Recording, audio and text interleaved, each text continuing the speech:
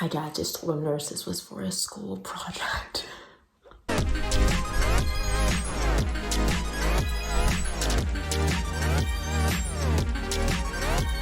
Hey everyone, welcome back. My name is Monica, and today we are going to be talking about International Medical Graduates, or IMGs. I'm sitting with my father, Dr. Michael Dugo, who was one of the original, I would say, pioneers who went abroad for his medical school in Mexico. So today we are going to be learning about what it was like to actually go abroad during a time when the internet didn't exist, YouTube, and any online resources that people heavily rely on to prepare for these kinds of long-term endeavors, and talk about what life is like in terms of being an IMG then and today. So without further ado, I would love to get an introduction from my father for you all to learn about how you actually discovered an opportunity in Mexico and educational background. Sure. Well, thank you, Monica, for this opportunity. Yes, my name is Michael Dugo, and I did study abroad in Mexico in the town, actually near a town called Monterrey, Nuevo Leon, and at the University of Nuevo Leon in Mexico. Now, my background is that I did do my pre-med schooling and graduation at Loyola University in Chicago, from the Chicago area, born and raised.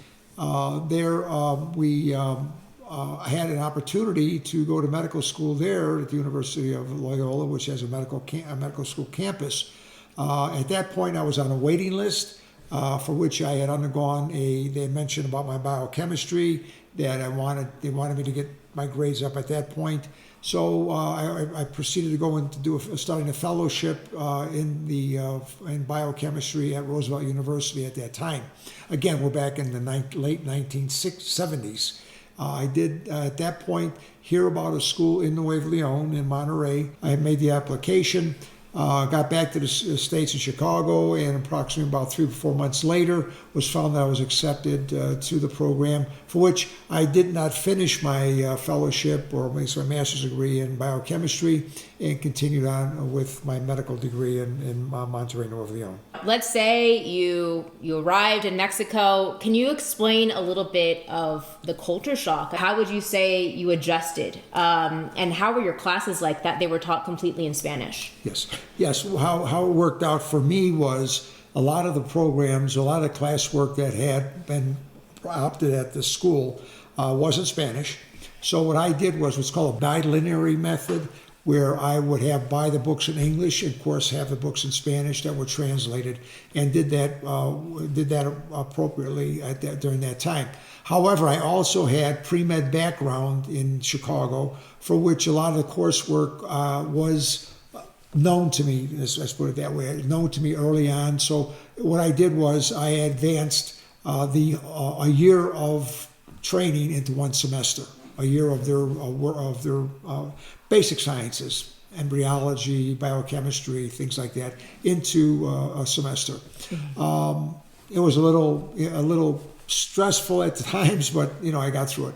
But how I found out about the culture shock, that's very true, was that with the language barrier, it took me at least, I would say probably at least 4 to 6 months to where I was getting to be more fluent in the language. Again, trying to distance myself somewhat from the American students. It was something that was very enjoyable to me, and presented a good opportunity for me during that time. Yeah. That's wonderful. So now, you've completed your medical degree in Mexico. Can you explain a little bit of how you got residency options back in the United States? After I had passed what's called the ECFMG. Now that's similar to USMLE. USMLE exam. At that time it was called an ECFMG exam. And then for my residency, I went on to do at St. Mary of Nazareth, which is also in the Chicago area. And there I went into family practice, and got after my 4 years there in the medical program that I fulfilled, I proceeded to go for board certification. This is a juxtaposition between the 70s and 2021, just in terms of the statistics nowadays, 7,500 international medical graduates were accepted into residency back in the United States. This is about a 3% increase from 2020. So that is to say that there are still opportunities for international medical graduates to receive opportunities back in the United States. Though it is competitive, it is definitely doable. There's a lot of accreditation opportunities between the US, India, UK, Canada, Australia. Those are just to name a few. But what would you kind of recommend them in terms of their research? Do you have anything to say? Yeah, I would say research that appropriate for you and feel what you would feel comfortable with as far as language is concerned. Whether it's going to be in Canada, which they do speak English, in Australia, those places. But if you go to a country where English is not the first language that's spoken, I would also look into whether or not they're accepted by have an accreditation through the World Health Organization. So we actually have some really good news from the Educational Commission for Foreign Medical Graduates. In terms of the 2022 match, there are actually going to be some additional changes made for the ESFMG FAMER for expanding the pathways for IMGs. There's going to be a sixth pathway that is actually going to expand some more opportunities. There's been a almost 3% increase from last year. Expect to have some more for this upcoming year. I think this is greatly due to the Fauci effect. There's been a huge rise in applicants going into the medical field from the case of COVID, and people actually wanting to change professions and trying to help out. So I think there's going to be a lot more initiatives in order to further combine and move forward some collaborations across countries in order to, stop this pandemic from continuing further. Of course, like I said, in the case of my father and his journey to becoming very successful IMG, I think there's going to be some great opportunity for people in the future to continue on.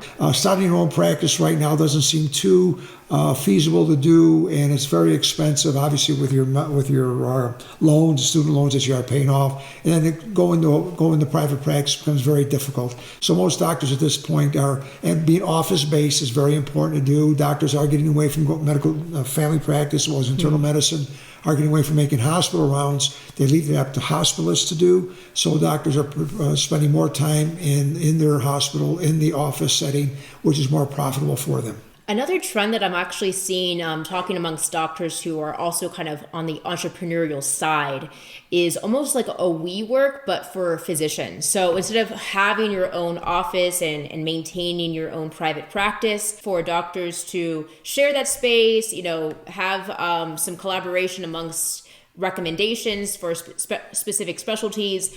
So kind of keep an eye out, because I think that's going to be an upcoming trend, especially with an increase of medical doctors receiving their degrees. Doctors right now, and what I'm doing at this present time, is the model that we have established is a model of where we have psychiatric patient care as well as medical care. Doctors will see a lot of psychiatric conditions or medical problems that exist in their practice. And they have the opportunity of having a psychiatrist or a therapist nearby to help those patients out is very important. And I see that as a trend right now, where psychiatry as well as family practice or internal medicine is collaborating with their psychiatrist to give proper care to the patient. And not only is that a trend, you're literally working in that field right now. Yes. So, it's a very interesting way in which, the kind of two different specialties are combining forces. I think there's going to be a lot more distinction between the specialties moving forward, and especially with technology being the way that it is, everything is going digital.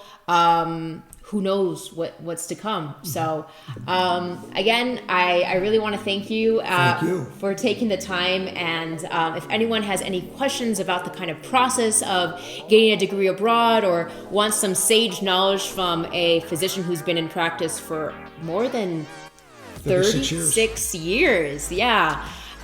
Definitely comment below, and we'd be happy to answer any other questions that you have. Again, thank you so much, and hope to see you next time.